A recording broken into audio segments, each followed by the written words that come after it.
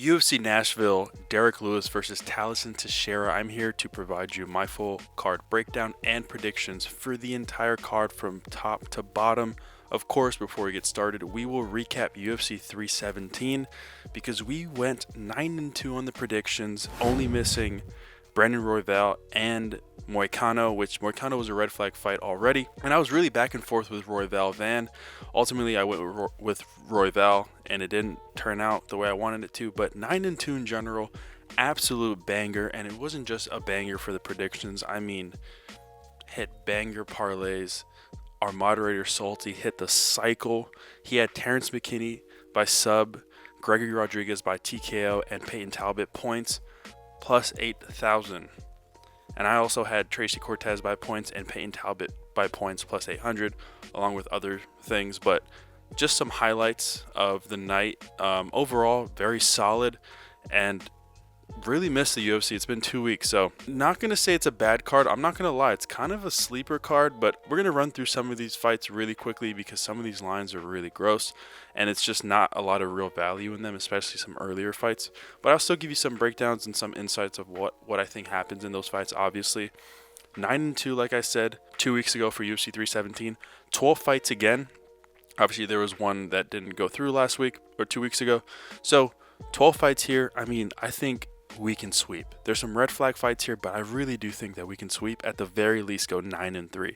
So trying to keep that 9-win streak as like the par level, even if we have like 12, 13 fights or even 11 fights. So let's just quickly get started, and we'll start from the bottom because there are some juiced lines that I just want to get over with. First fight of the night, Fatima Kline versus Melissa Martinez. Both have one loss on their records and are on winning streaks. Fatima Kline is 4 inches taller, has the inch reach advantage and the inch leg reach advantage. Now, I'm not going to lie, Kline is a dog. She came in on short notice. She lost her first fight against Jazz Davicius, where Jazz Davicius just kind of swallowed her. I always say that, just drowned her a lot. She came back, beat Dudakova by TKO. I mean, she had no answers for the wrestling, and just absolutely dominated her. Melissa Martinez, 1-1 in the UFC, lost her first one to Elise Reed. We all know Elise Reed is one of those fighters that's like good everywhere and not great, and then beat Alice Ardleen, who Ardleen looked really good a few weeks ago. So honestly, not a bad win, to be honest. I just think Fatima Kline is just worlds better at this point. Her striking's better, her wrestling's better. We know that Melissa Martinez was taken down quite a few times against Elise Reed, 3 times, even had a knockdown. Had 3.5 minutes of control time. Not a lot of stats to go with it, but 25% takedown accuracy, or defense, which is terrible. And then we have Fatima Kline, who will be going for those takedowns if this wants to load, who took Dudakova down twice and even took Jazz Davicius down once, even coming in on short notice. So, she's going to implement that wrestling. She's going to take her down and probably just beat her up till the end. Line in general right now, minus 1,400, not worth it. I still like her to win. I don't know if she'll win by points, which is why I'm probably going to stay away. It's also the first fight of the night after 2 weeks. Stay away from the fight. But give me Fatima Kline to win by TKO or decision. Next fight, Mitch Ramirez versus Mike Davis. Now both are coming off losses. Mike Davis is an inch taller, has the 1.5 inch arm reach advantage, but Mitch Ramirez has the 1.5 inch leg reach advantage. So pretty even, we could say. Mike Davis is coming off of a loss where he was the favorite against Fares Ziam, but Ziam looked really good in that fight. Mike Davis just kind of looked a little out of it. His striking wasn't working. We know he's not that active. Before his win against Natan Levy, he was out for 2 years, almost a year and a half, due to some injuries.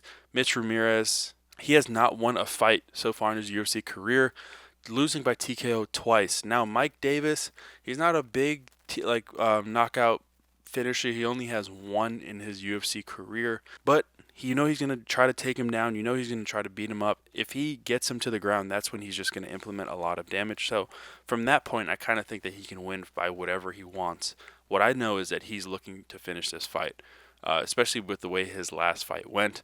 Minus 1,100 right now, absolutely no value there. But by finish, don't really know what that'll be for you guys. But I still do very much like Mike Davis to win this. I think he's going to be able to take him to the ground. And I think sneakily, he probably gets a sub.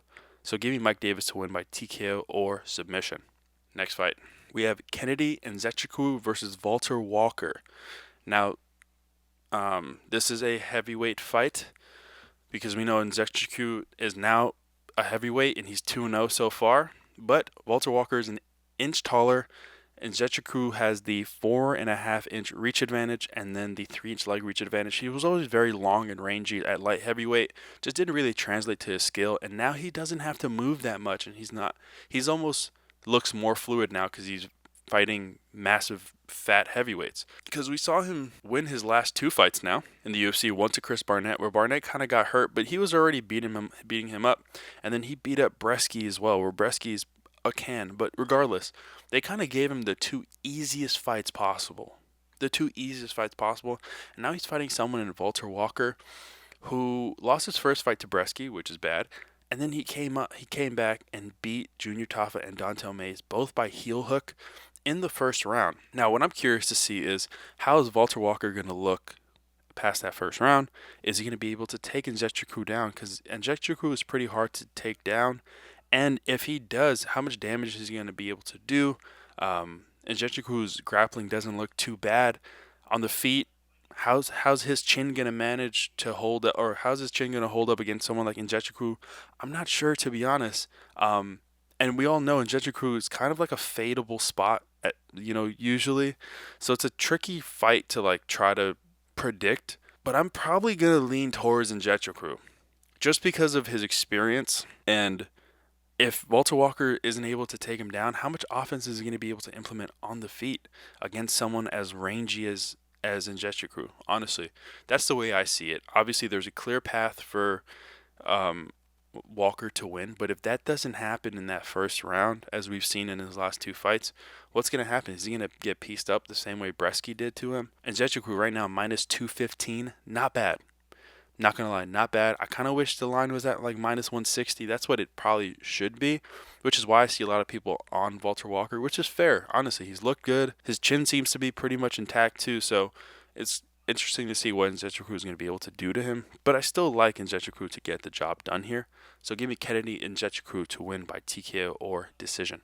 Next fight, Lauren Murphy versus Eduarda Moura. Now, Moura is an inch taller, same reach advantage, and Lauren Murphy has the half-inch leg reach advantage. Very similar stats in terms of anatomy. Nothing too crazy to even think about in that aspect, aside from the fact that Moura is going to want to just beat her up on the feet. Now, she did win her last fight against Veronica Hardy. She's now 2-1 in the UFC. She came in fat for her first 2 fights where she went 1-1, and then she beat Veronica Hardy in a pretty close fight. She was an underdog in that fight. I'm pretty sure because we took her and I think the line was crazy. Her to win by points was plus 300 or something. It was crazy. But she was able to implement her offense on the feet, and even in moments where Veronica looked like she was about to start dominating a little bit, Moura kind of just took over. And now we have Lauren Murphy, who hasn't fought since January of 2023. It's July 2025. So think about what you were doing in your life 2023, in the beginning of 2023. You probably don't even remember. And she just took an absolute ass whooping versus Jessica Andrade. So bad because we had Jessica Andrade to win by decision, and the way I was sweating that, just remembering it now, I was like, Jesus Christ, this girl's just pummeled and beat up. She's 1-2 in her last 3, granted, against 2 former champions. Beat Miesha Tate. Miesha Tate was pretty much still washed in 2022. I actually watched that fight live. On the feet, could be a little even. Lauren Murphy's just old. I'm not looking to take a 41-year-old at this point in her career who's been on a 18-month layoff. I'm good. Eduarda Moura minus 650. Pretty solid. Lauren's tough. I mean, Eduarda hits hard, but Lauren's tough. This probably ends up going the distance, but I will not pick the dog here. Give me Eduarda Moura to win by decision. Next fight, Jake Matthews versus Chidi Njokuani. Now, Njokuani's 4 inches taller, has the 7-inch reach advantage and the 2-inch leg reach advantage. So we already know Kennedy, honestly, looked really good in his last fight. Was about a plus 188 underdog, which I remember because we were on the Chidi side, which I was very happy about, where he beat up Zaleski, and this was before Zaleski came in fat as well, because it just happened in March, and he just beat the hell out of him, and now he's on a 3-fight win streak, which is so weird because Chidi, when he's like able to just keep his opponents at range and use his elbows and just use all his weapons and all his limbs, he's so good on the feet. And then we have Jake Matthews, who's almost the same thing, where he looks amazing in some fights, and some fights he just doesn't even want to be there. But he's also on a 2-fight win streak, and he's won 3 of his last 4, only losing to a monster in Morales by decision, granted. And I'm half Ecuadorian, so I was rooting for Michael Morales 100%, and even I can say that fight was very close. Very, very close. Probably the closest fight Morales has had. That and Max Griffin gave him a run for his money in that first round. But he was able to pull through by unanimous decision, but not a bad loss at all for Jake Matthews, and pulled out 2 decision wins after against tough opponents. Phil Rowe, which we've seen him bounce back, and then Prado, who's an absolute savage on the feet. So what most people probably think is, oh, he's going to want to stand and just try to land that one shot against Chidi. No, he's going to want to wrestle, because Jake Matthews, despite him also getting choked out, Derrick, he won by sub. Darius Flowers is not a UFC fighter really, but he's lost by sub to Sean Brady, to Anthony Martin in 2018. But he has 8 wins by sub. And with that distance, he's going to want to close that range. He's not going to want to close that range and get hit with an elbow. He's going to be looking to wrestle, keep Chidi on his back foot, and try to land, just get on his hips and just put him on his butt and work from there. Because I think he's going to be able to get on his back. And I think at that point, he's going to be able to sub Chidi, honestly. Now, if it stays on the feet, it's pretty even. If he just tries to land those bombs, that probably wouldn't be smart, though, because Njokuani kind of looks really good right now, especially in that first round. So I wouldn't want to risk that if that was him, but you never know what these fighters are going to want to do when they're in there. Jake Matthews right now, plus 124. I like that a lot. He should not be the dog here. I think he should be the minus 130 favorite. Minus 160 for Chidi right now. I know he's on a 3-fight win streak, but, that's one of these win streaks are down to fall, and I kind of like to want to be on the Jake Matthews side here. So give me Jake Matthews to win by submission or decision. Next fight, Max Griffin versus Chris Curtis. Now, Chris Curtis is now coming down in weight. He wants to be a welterweight, which is so smart because he always looked really big, but he was ripped, but he was never just lean ripped, or he was, but it always looked like he can lose weight and then be shredded. You know what I mean? So he is, I don't know why I just glazed the hell out of him. But anyways, Max Griffin is an inch taller. He has a half-inch reach advantage and that 1-inch leg reach advantage. Max Griffin, absolute slugger. All respect to him as well. No hate on Max Griffin, to be honest. He's a UFC veteran. Doesn't say no to a fight, for real. 9 wins by decision, 9 losses by decision, 8-9 in the UFC, trying to go 9-9. Just lost to Chiesa in 2024. He's on he was on a 3-fight winning streak, and then loss, win, loss, win, loss. And now he's looking to change the course with Chris Curtis. Now, Chris Curtis is also coming off of a loss. 2 losses, one to Brendan Allen, and then he got smoked by Kopylov in the last second of the fight, where he was going to lose that fight regardless, but probably shouldn't have stopped it, and probably should have just been a decision. But it's fine. He probably would have lost that fight regardless. Has had some weird success recently, the no contest against Imavov, where he was probably losing. Won a split to Barrio, where it was very, very close on the feet. Exactly what I thought that fight was going to be, just a slugfest telephone booth fight. Brendan Allen and Kopylov are real ranked fighters. Max Griffin isn't. On the feet, there's no question. Max Griffin looks really good at that first round. Chris Curtis is not going to back down. He's going to look really good on the feet all 3 rounds. Now, Chris Curtis right now is minus 330. I know it's his first fight at welterweight, but I really still like that price for him. I still think that he's going to be able to dominate as long as he doesn't get... And also, if Max Griffin wants to wrestle, Chris Curtis has one of the best takedown defense in the promotion. Him and Sean, I don't know what they're doing in Vegas over there, but their takedown defense is insane. Eric Nixick, I don't know what you're teaching these boys, but they just can't get taken down for real. So minus 330 is not bad. Kind of wish it was about minus 280, but he should be around this price. If anything, maybe 310, I would say, but I still like this price. I think Chris Curtis wins pretty decisively, and he might even finish Max Griffin, which is hard to do, honestly. But give me Chris Curtis to win by TKO or decision. Next fight, Junior Tafa versus Tuco Tokkos. Now, right off the bat, right off the bat, main card, a lot of red flag fights, and this is the first one because I don't like any of these guys. Now, Tukos is an inch taller, has an inch reach advantage, but Junior Tafa has a half inch or 1 inch leg reach advantage, which will not mean shit because he doesn't leg kick for shit. So, what am I looking at here? Two fighters who just want to finish the fight in the first round. Immediately red flag fight because I do not, unless it's a dead pick'em where it's a coin flip. I don't like being involved in fights like this because anyone could win. If someone's a minus 500 favorite and their fighting style is I want to slug and the person they're fighting is I want to slug, do you think I want to be a part of that? Absolutely not. But Junior Tafa is coming down in weight because he was a small heavyweight and I think he was just lazy. And they probably said either lose weight or we're going to cut you because you stink, buddy. He's coming off of a win, but 2 losses before that, or had lost 3 of his last 4. Only went to Parker Porter, and then beat Sean Sheriff. And now he's fighting Tokkos, who also does not have a win in the UFC. He's 0-2, lost to Omar Sy. Omar Sy is okay, and then lost to Sterling by decision. Took it to decision, I guess. Navarro Sterling just looked like I don't know. Sterling's like weird. He's like good, but he's not. And this is someone who's been on his side every single time he's fought. But I don't like this fight at all. I don't, and I'm not going to sugarcoat it. I'm going with Junior Tafa because he has the experience and he has the punching power at heavyweight. Love to see what that power can translate to a little lower because he's just losing weight here. He still looks very big. He's going to have the power still. So, very interested to see how he looks. Now, if it extends after that first round, he might be cooked because he's not a good fighter in terms of IQ.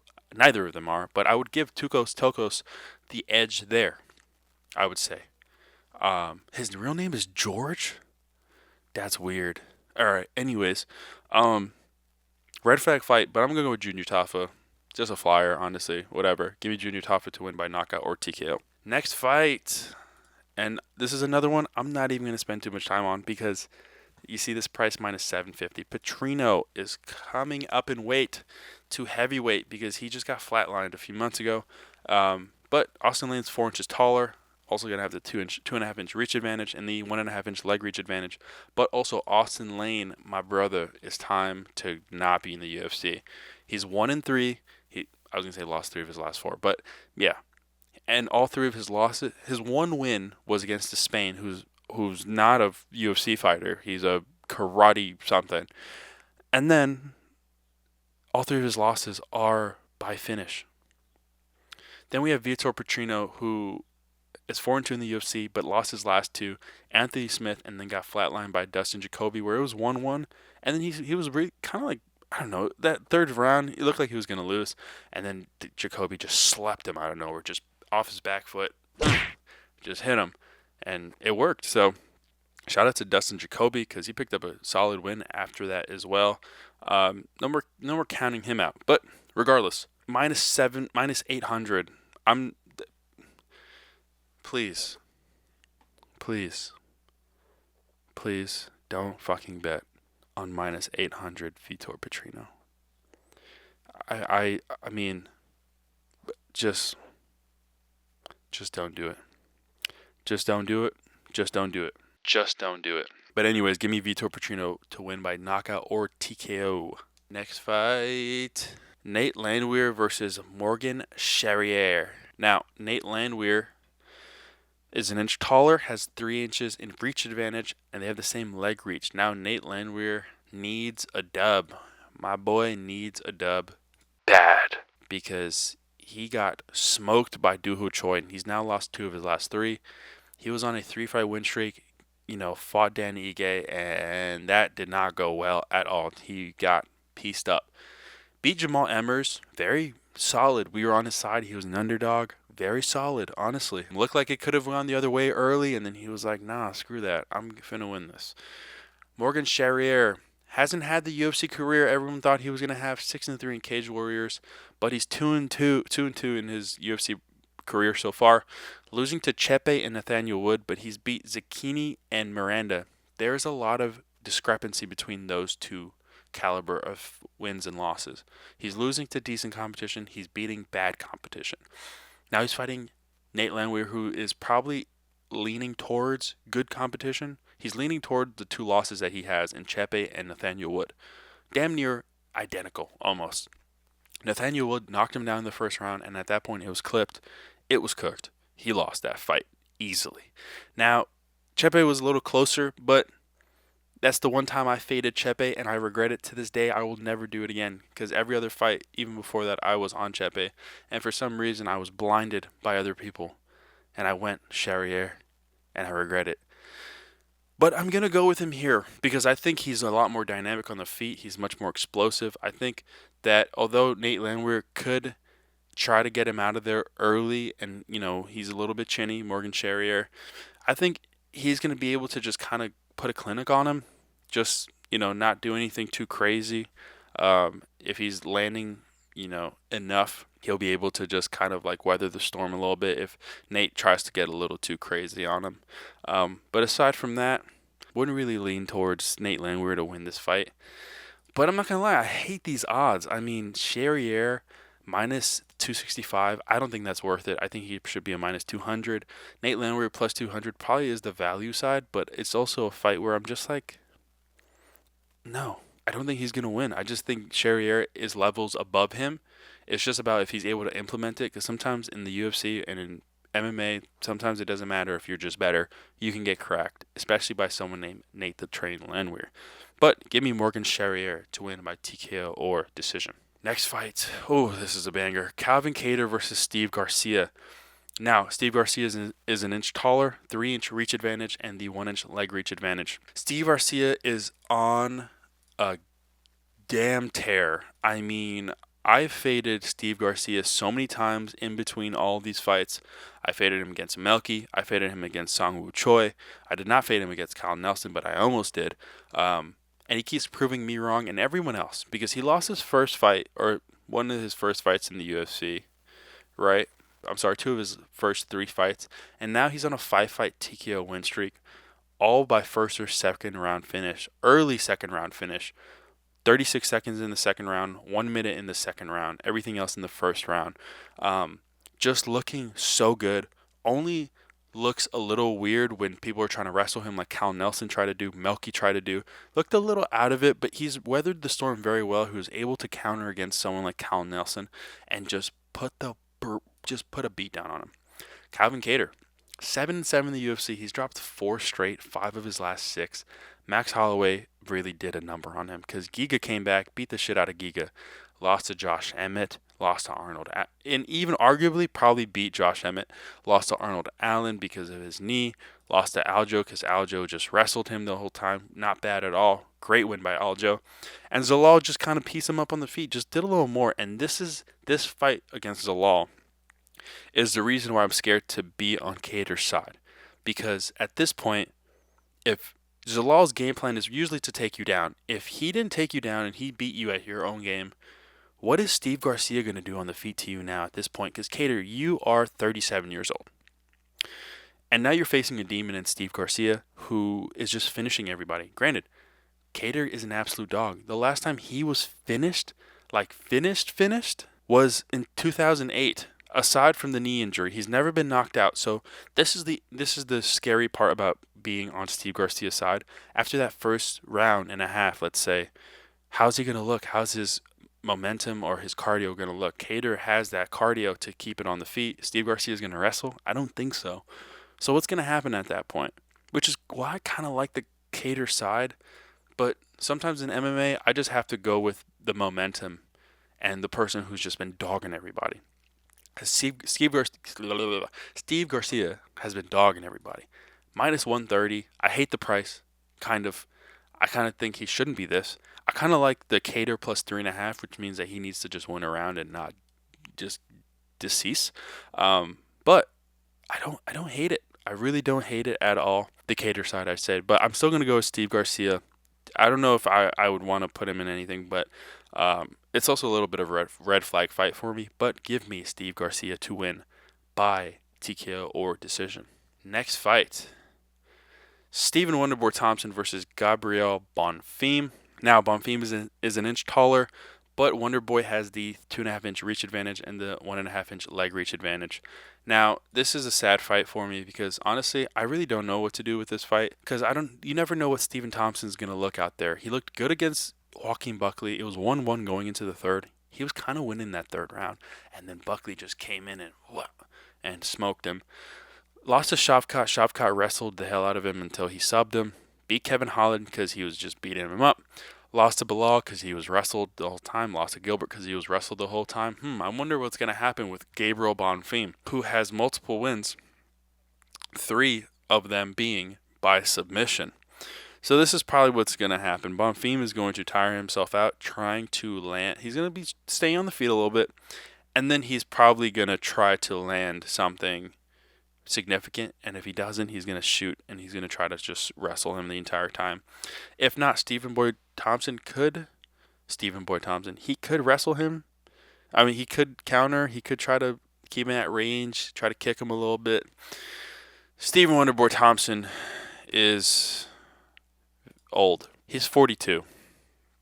Gabriel Bonfim is 25. At this point, I just think that this is just going to be a great win for him. He's 13 wins by sub. I think he's going to be able to probably sub him. Now, Bonfim minus 430. I mean, after that Dalby fight, which I was on Bonfim for that, 430. It's not the price to pay, brothers and sisters, but I still do like Gabriel Bonfim to win. So give me Gabriel Bonfim to win by submission. And the main event, we have Derrick Lewis versus Teixeira. Now, Teixeira is 4 inches taller, 4 inches in reach, and Derrick Lewis actually has the half-inch leg reach advantage. Very funny. No leg kicks happening here. We haven't seen Derrick Lewis fight in a while. I mean, it's been a minute. He hasn't fought since May of 2014. It's been over a year, where he beat Nascimento in the 3rd round by TKO, which is so funny. Like, he has the power to still win by TKO. Lost to Jelton. Weird fight. Don't even want to talk about it. And then beat De Lima by TKO. He's won 2 of his last 3. Who would have thought that Derrick Lewis would have won 2 of his last 3 because he was on a nasty losing streak at some point. But Tallisom Teixeira, 8-0, 1-0 in the UFC, beat Justin Tafa, beat the bricks off of him. Every other win after that, first round finishes. So this is my issue with moments like this, right? Teixeira looks good in the first round. What is he going to do after that? We've seen that Derrick Lewis does have that power after the first round. If Teixeira is tired, which he could very well be tired, what's going to happen then? I don't know. And I'm not willing to pay that price because I don't think Teixeira is that good. Even if he wins here, because he's a minus 310, which means he's supposed to win, right? Based off whoever made these odds, the odd gods, I'll call them, he's supposed to win. But even if he wins, I feel like this doesn't do much because he's not that good. And I think they're trying to push him. They're trying to push all these heavyweights onto these ranked fighters thinking that they're going to do something. Kuniev versus Curtis Blades. Curtis Blades wins. Guess what happens to the UFC division? Nothing after that because Curtis Blades isn't getting a title shot. He just got smoked in London 12 months ago. Now Kuniev, who's supposed to be before champion in another promotion, just lost his first fight. Another one. There's levels to this. They're doing the same thing here against Derrick Lewis. And then what? They're going to give him one more and then the title shot? I mean, you know what Tom Aspinall would do to this boy? You know what he would probably do to both of them in the same day? I don't think he's that good. Now, if he uses his range properly, he's probably going to be able to land on Derrick Lewis. But Derrick Lewis is tough too, man. He gets smoked by heavy hitters. Like heavy hitters. Not just big hitters. Not just regular heavyweights. Heavy hitters. The Sergey Pavloviches of the world. Teixeira is not that. But he has the power, even on his back foot. So it's going to be interesting to see if Derrick Lewis gets caught in one of those. But he likes to duck his head a lot when he swings too. So who knows if Teixeira is going to be able to land clean. Because every time we see him land clean, it's just right to the chin, right in the back, stepping back, bang, chin is up and open. Derrick Lewis is going to be like that? I don't really think so. Derrick Lewis, plus 230. I'm riding with the Black Beast. Give me Derrick Lewis to win by knockout or TKO in the second or third round. Not the first, second or third. I think that boy's going to get too tired, and it's going to be wraps. I think Derrick Lewis is going to be able to land something hard on him. But who knows? This could end the first round. Teixeira could smoke him, and I'll eat my words, which is fine. Not a great main event, to be honest. But regardless, give me Derrick Lewis to come back with a vengeance. The dog, big dog, to win by knockout or TKO in the second or third rounds. And that concludes UFC Tennessee. Derrick Lewis versus Tallisom Teixeira. As always, I appreciate all the support. This is a little bit of a short one. Hope you guys appreciate that and like that, because it's probably going to condense into about 30-ish minutes. Of course, please sub, like, follow my TikTok too. If you know me, it's probably from my old 15K account on TikTok. But this is where I do the detailed breakdowns for UFC fights. Over there, I'll do a condensed one, obviously, along other things there and other sports. And as always, please join the Discord. That's where you'll see everything else, a lot more details and breakdowns of these fights, as well as all the parlays, the lottos, the cycles, and all that. And obviously the community itself, us talking throughout the fight card. And it's not just this sport, it's Wimbledon, or tennis, I should say, baseball, basketball. Once football's back, we're so lit too. So, of course, please help me there. It's $14.99 a month. You're getting so much value, not just on the UFC, which is people usually charge like $50 or $100, which is crazy. $14.99 a month, and you get a 7-day free trial to start it off. Along with that, you get every other sport, and not just everything from me, but also my moderator, who hit a plus 8,000 lotto cycle last 2 weeks ago. So please support me there. And as always, like, comment, sub. I love you guys. I'll see you guys next week for UFC 318. Let's keep cashing.